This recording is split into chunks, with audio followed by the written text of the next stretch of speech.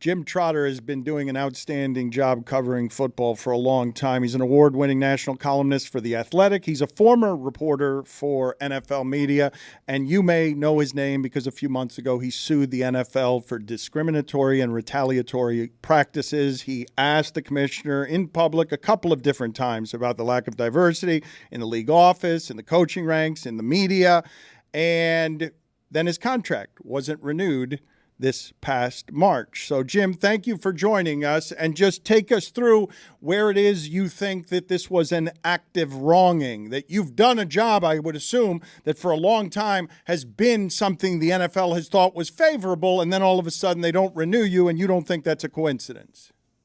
No, first off, Dan, thanks for having me.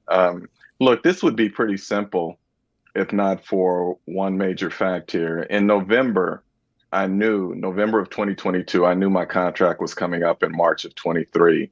And I knew that I had ruffled some feathers internally by asking these questions about hiring practices within the NFL, both within the newsroom as well as the coaching ranks. And so I said to my agent, can you reach out to them and find out where we stand? Because if they weren't going to renew my contract, then I knew at that time I would need to look for employment elsewhere. And what Sandy Nunez, the VP over on-air talent, told my agent was that she could not see any reason I wouldn't be brought back. Everyone loved me. I had supporters in New York and LA, and that there shouldn't be any issue. But it may come with a pay trim because they were reducing budget.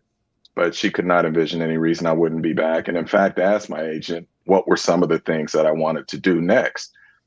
And so that's November of 2022. Well, we get to the Super Bowl in February of 23, and I see Sandy before the commissioner's press conference, and I tell her, hey, I'm going to ask Roger about this issue again, the same thing I asked him about last year. And I could see the look on her face. But anyway, no problem. I go ahead and I ask the question. And 3 weeks later, I'm at the scouting combine, and Sandy asked to meet with me. And after 45 minutes to an hour, excuse me, of small talk, she then says to something that I had said, that's a great segue. I wanted to ask you, are you in alignment with the newsroom? And I knew exactly what she meant. And I said, no, I can't be in alignment with a newsroom that doesn't have Black representation. And she said, that's what I thought. That's what I thought. She said, well, it's tough fighting corporate headwinds. Sometimes you have to compromise.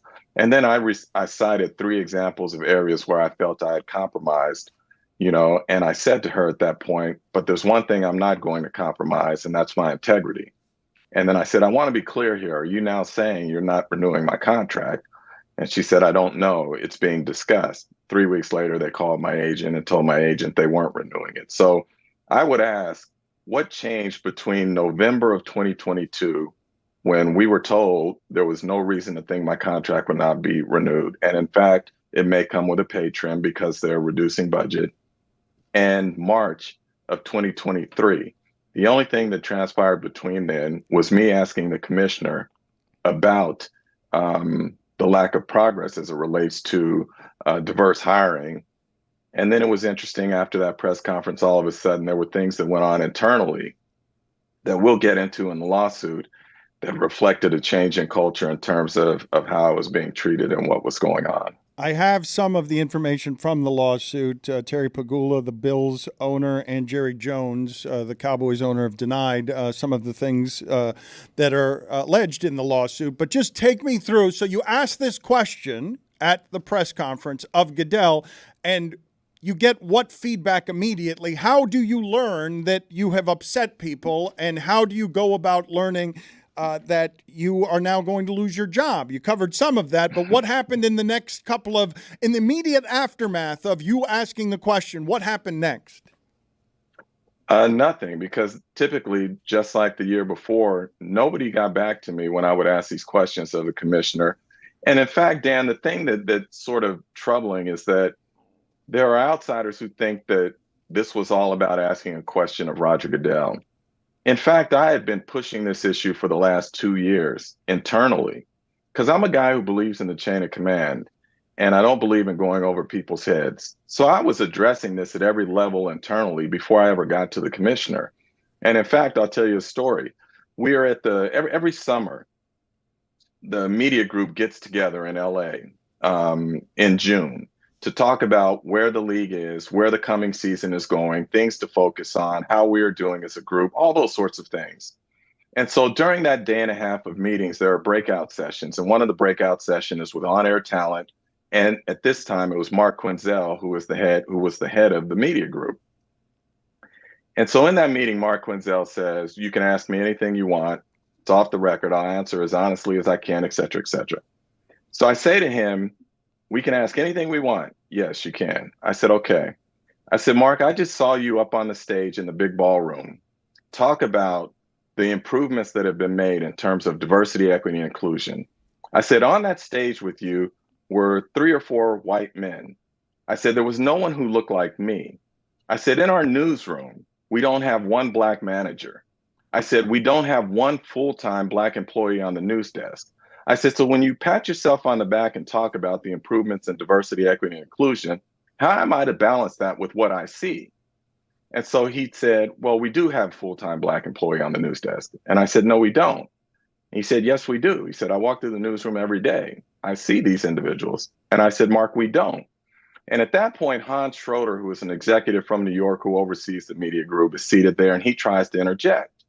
And I say to Hans, no, Hans, I need an answer on this. And I said, Mark, I will drop this and never bring it up again if you just give me one name of a full-time black employee on the news desk. And he pauses and he says, well, I can't think of it right now, but I'll get back to you. That was in June of 2022. He still has yet to get back to me with that name because he can't get back to me with that name because there wasn't anyone and isn't anyone.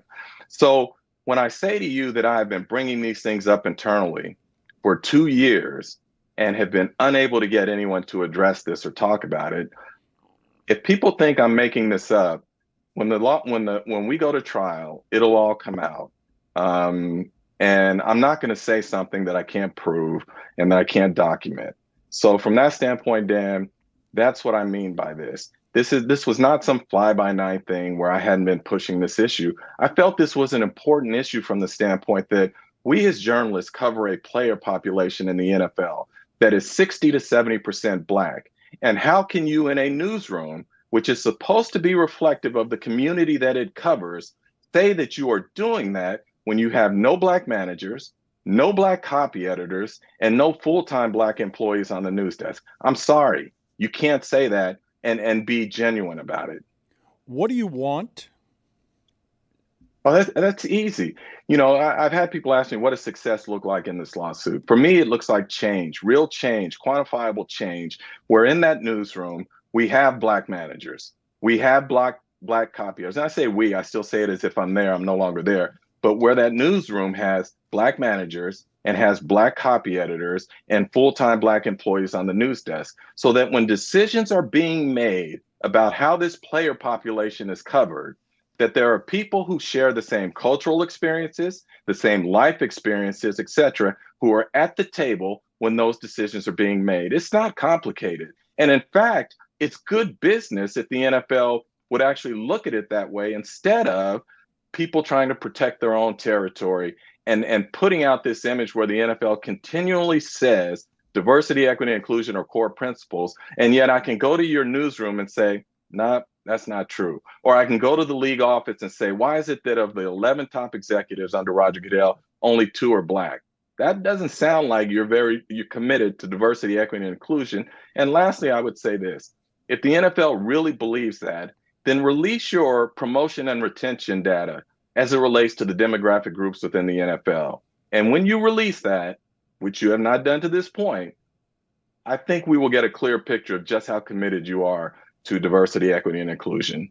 I should tell the audience, Jim, you have done honorable pillar of journalism type of work, and you don't like to be the story. You've never been the story, and here you find yourself the story. How unpleasant and uncomfortable has this particular fight been for you? Yeah, it's a great question, Dan. You're right. We were taught in J school that as reporters, you never want to be the story. But here's the thing. I'm 60 years old. I'm getting to the end of my career. When I received those awards this year from the Pro Football Writers of America and the National Association of Black Journalists, where I was named Journalist of the Year, you start to think about legacy, and you start to think about, you know, what kind of impact you can have on this business and this game.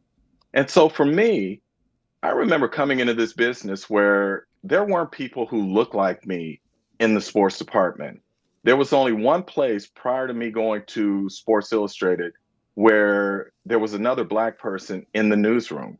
When I got to the San Diego Union Tribune in 1989, I was told that I was the first Black to ever be hired in the sports department there. And during my 18 years there, there was never another one hired. And so, what I am trying to do to some degree is make this better for the people who are coming behind me so that they don't have to experience some of the things that I experienced. And so, is it uncomfortable being in the spotlight on this issue? Of course it is. I would rather not be there. And in fact, I told Hans Schroeder this after that media summit where I challenged Mark Quinzel, and I met with Hans Schroeder in the hallway after that session. And I said to him, Hans, I don't like asking these types of questions. I said, but I believe strongly that if the NFL is going to stand up and say that diversity, equity, and inclusion are core principles, that the NFL should walk that walk. And I said, I believe that there is a social contract between the NFL and the public. It's the most popular sports league in this country, if not the world, that it should be a beacon for the things that are right, and it should stand up for these things that it says. And I said, you all talk about diversity. I said, I am talking specifically about Black people. I said, I feel it is disingenuous when you say diversity because you lump everyone into that pot, including white women. I said, I am focused exclusively on Black people because the wealth in this league is being made on the backs of Black players. Never got a response from him. Hans Schroeder is a great Amazing villain's name, yeah. And what just rolled through here was utter shock at you saying that you were 60 years old. I want to go through this lawsuit, and we will do that with the unbelievably unbelievably beautiful 60-year-old Jim Trotter. Well said by me. Yes. I want to get to some of these lawsuit details, Stugotz, because you've seen these stories. They've been reported on. Terry Pegula, the Bills owner, alleged to have said to a reporter in 2020 in reference to player protests against racial injustice, quote, if the Black players don't like it here, they should go back to Africa and see how bad it is. And the suit also claims that when you, Jim, asked Jerry Jones about the lack of Black front office executives in 2020, he said, quote, if Blacks feel some kind of way, they should buy their own team and hire who they want to hire. Both of these owners have denied this. So what can you tell us? Because you're telling us you're not going to bring anything in front of a lawsuit that you cannot prove. I can tell you that both things are true. As far as the Terry Pegula situation, there were 40 plus people on that Zoom call when this reporter made that allegation. So that one's very easy to prove. I did not hear Terry Pegula say it, nor in my lawsuit do I say that I heard Terry Pegula say it. What I say is that a reporter from the NFL media group alleged that Terry Pegula made this statement. And now the NFL has said it has done an investigation into this, right? And so if what this reporter alleges is not true, I find it interesting then that you are saying that your reporter made it up. And if your reporter made it up, then why is that reporter still on the air? Something doesn't quite jibe there with me. As to the Jerry Jones thing, I don't think anyone's going to be shocked that Jerry Jones would say something like that. If you know Jerry's history, if you know how he feels on certain things, if you know that he is the owner who said if a player takes a knee, he will no longer be a Cowboy, it's pretty easy to understand that Jerry Jones would say something like this. But Dan, I think it's important here. I know people focus on those things because they're sensational and whatnot. But what those things really do is speak to a larger culture within the NFL. And that's part of what this lawsuit is about. I remember when I told my bosses that I wanted to tell that Jerry Jones story on the air. It was the day that John Gruden, it was either the day or the day after that John Gruden had resigned. And we were going on air to have a discussion about it. And I said, I want to talk about the larger culture of the NFL and how Black men are treated. And I said, I want to tell this story that Jerry Jones said to me. And all of a sudden I was told, well, wait a minute, we need to talk about it. And then my immediate boss said, if you say this publicly, it's going to blow up. And I said, of course I do. And he said, well, we need to kind of talk about it and get our, get this in order. And then I was told not to talk about it on air.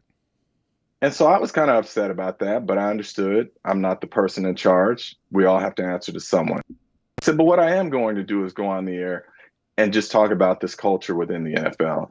And as I said that day, when asked about John Gruden and whatnot, I said, I do not speak for Steve Weish, who was seated next to me, nor do I speak for anyone else at the media group. I speak for myself. And I said, I am exhausted by the constant attacks on Black people and Black men in this league in particular. I said, for John Gruden to say what he said to Bruce Allen, who I believe was the club president at that time, I don't remember the exact title because they changed. I said, a club president is one step below the owner.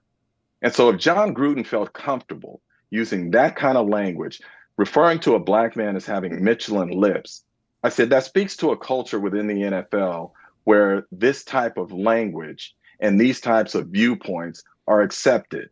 And I said, that should not be accepted. And I said, the fact that we go through the NFL's history where we have never had a Black majority owner, where the NFL used race norming to decide settlements in the concussion case, where basically it was saying that it agreed that Black people did not have the same cognitive abilities as white people.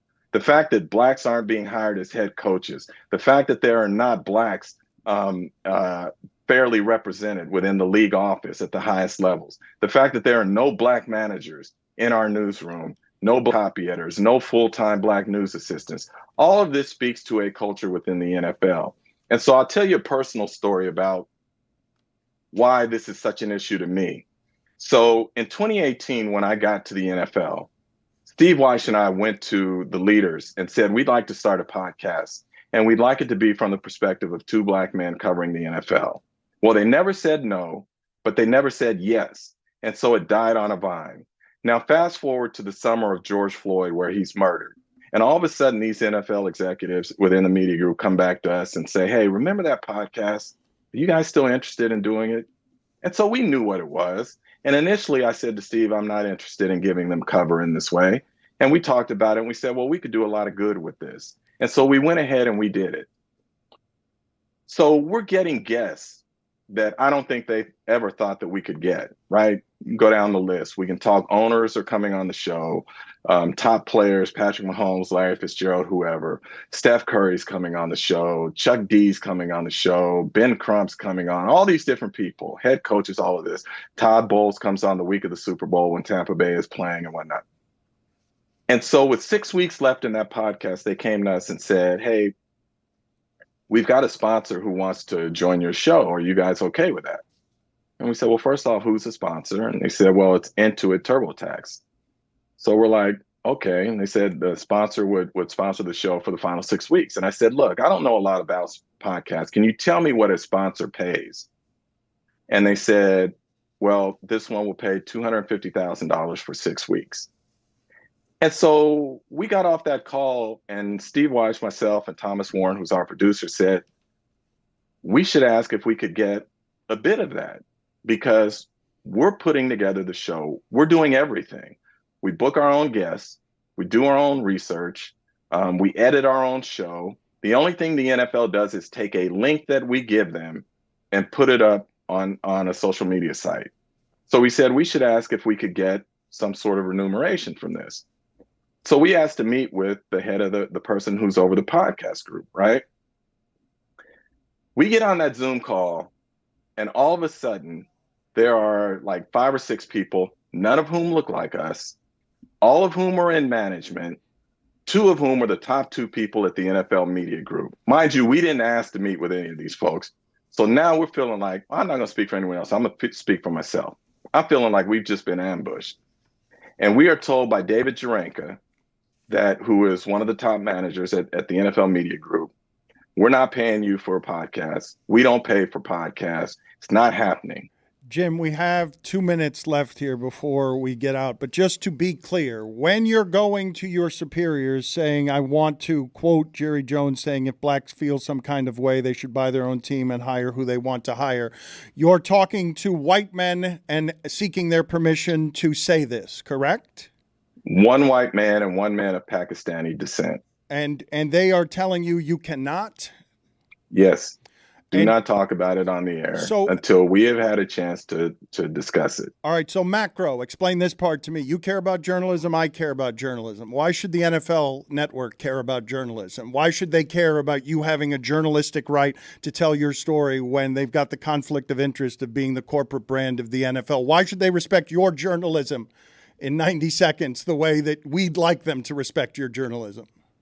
Look, my whole thing is just be true to who you are. If you say that we're an independent arm and that you're not influencing it, then let us be that. And if we're something else, then tell the public that.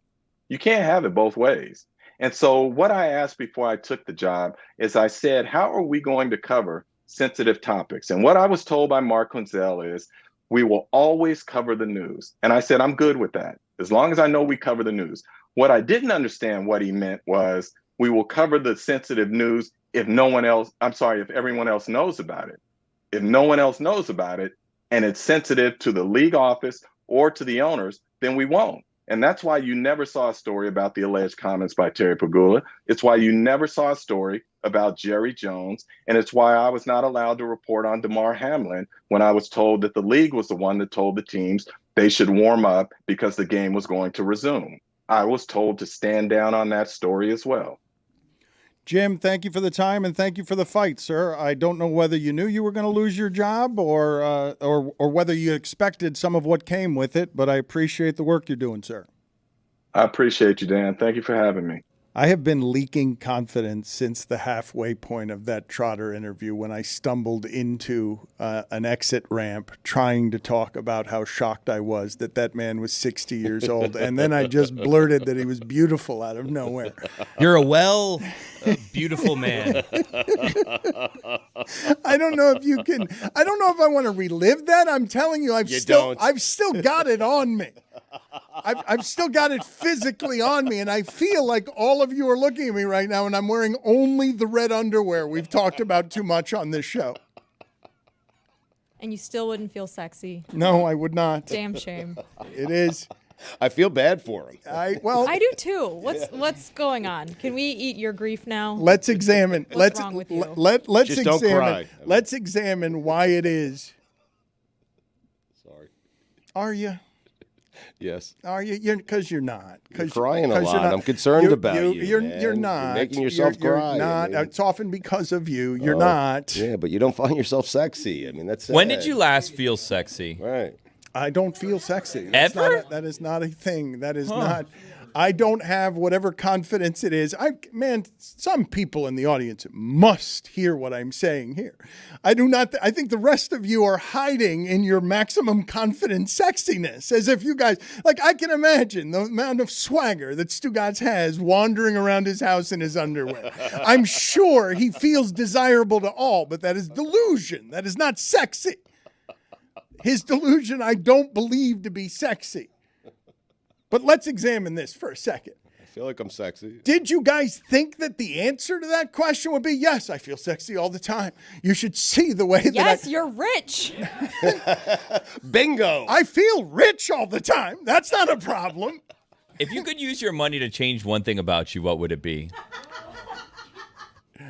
I would make myself more forgiving with myself. Well, I meant physically. It would Right, not physically, be sexy. right. You always want to do the deep, thought. Just Right. physical, Dan. Make yourself sexy. You want fake calves? What are we talking about here?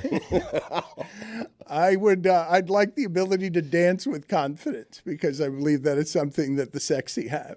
Good answer. Good answer. That's a confidence thing, Dan. You can dance well. Just do it. Or you spend could it pay on for lessons. dance lessons. Yeah, you can go to dance lessons. That's something Tony, that can be bought. Yeah. Tony, you say that with such confidence, and the last time I had that conversation was with an in his prime Dion Sanders in a locker room in a mustard-colored suit telling me, yeah, Dan, you could wear this too. You could. No, I could not. You could. No, Tony, I could, lend no. him some confidence because you have too much. Nope. Yep. Too much. What is that supposed to mean? I was hearing the whole sexy, not sexy thing out there, and I was like, guys, this is embarrassing. Yeah. Everybody's sexy. Like Jess said, everybody has it within themselves to go out and be sexy. La pinta perfecta, papi, rico. That's the thing. You don't have that. You got to have that. When you go out, you're dressed up to the nines. You got the linen shirt on, you got the linen pants. Oye, estoy perfecto. And it's an attitude. I can't dispute what you're saying.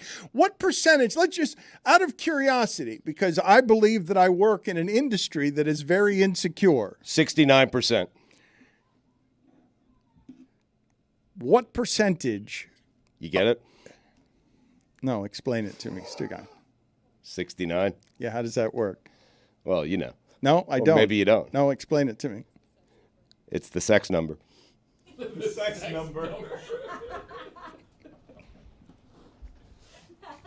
When you want to call sex, you dial up to 69. We will do that with the unbelievably unbelievably beautiful 60-year-old Jim Trotter. Well said by me. We will do that with the unbelievably beautiful. What were you going for there, Dan? Like, you were going well-aged, well-groomed, well-aged. Where were you going? I was going well-maintained, but I realized that wasn't a way to describe a human being. Beautiful. Beautiful. So that gap maintained almost came out. That is what came out, and I didn't feel very confident. And in the middle of it, incidentally, the way that started was the first shock I saw in the other room at Jim Trotter saying he was 60. And evidently, Jessica's got a weakness here. She can't tell how old people are because she thought Chris Russo was in his 40s, and she thought Jim. No, I thought you guys were in your 60s. Yeah. Somebody sent me a picture today. I've got to send this to you. Video team, get this up. It is a photograph of Edith and Archie of All in the Family at a piano.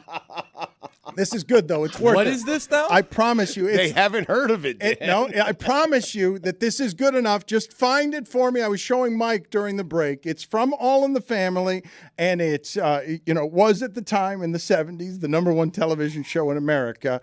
And Edith and Archie are at a piano. And it is showing you their photographs and their age at the time. And Carol O'Connor is 48, Archie in the photograph, and Edith is 44. Come on. Wait till they get this up and put it on the screen here so you see who is 48 and 44. But Jessica was the cue that I got. She was more shocked than anyone that Jim Trotter was 60. I was plenty shocked. I did not think he was 60. I didn't think he was older than me. I've been following his career for a while, and I definitely didn't expect him to be the age of my parents. But then again, when I found out Stugotz was like 39, it sent me into a tailspin for years. I will get that up on the screen in a second. But Lucy, have the listeners come through and told you where it is, sent you to where? You had 4 choices on. Look at that. Look at that photo right there. 48-year-old Carol O'Connor. No way. He's 48 there. That's younger than Stugotz. That is younger than me. That is younger than Jim Trotter.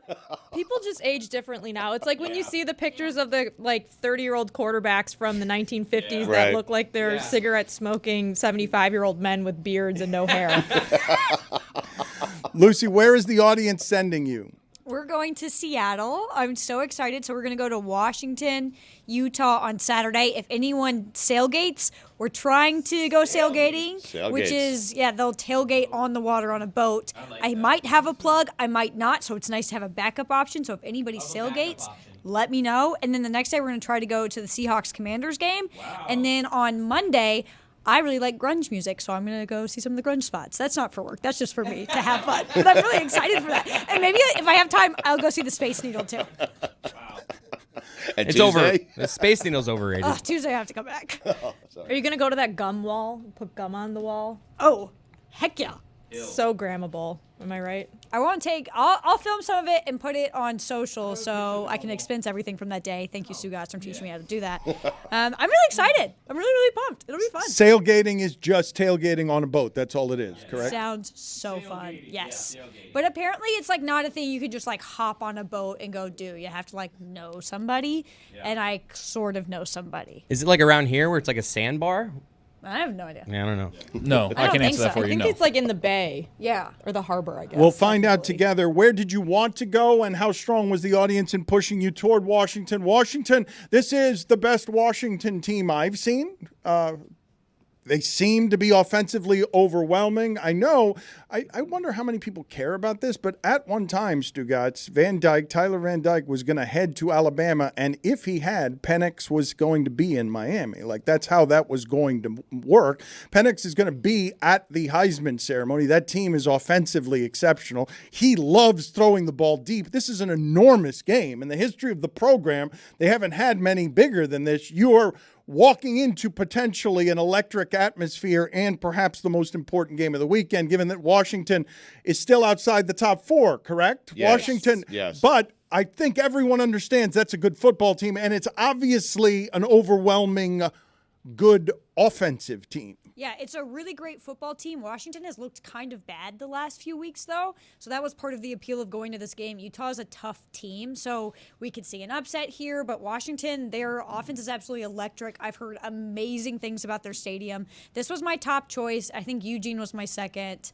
And then Tallahassee and Miami, that was the bottom option. A lot of people voted for it, and I was like, I'm just not going to listen to you guys on this one. I don't trust you here. Wow. Kind of That was- democracy is Democracy- that? Hold up. Democracy I falls, did, Dan. I did 2 polls. I did one on Twitter and one on Instagram. And the Twitter Washington won, the Instagram Miami won, but that's because I think I live in Miami, so I'm like geotagged for Miami on Instagram. Right. So I think those results were skewed. You don't want to be around Mike Ryan when he leaves that stadium on Saturday, so I don't blame you for that. And also, Washington's got the overhang. It gets loud in there. I'm so excited. I'm Why really, was really pumped for this. why was Michigan, Penn State not an option? Because I didn't want to go back Okay. to Happy Valley. why Only are bad we No one memories. ever does. Why are we Bad having memories. polls if you're just not going to abide by the results? No, I abided by it's one like of the the bat results. thing at the zoo. Hold up.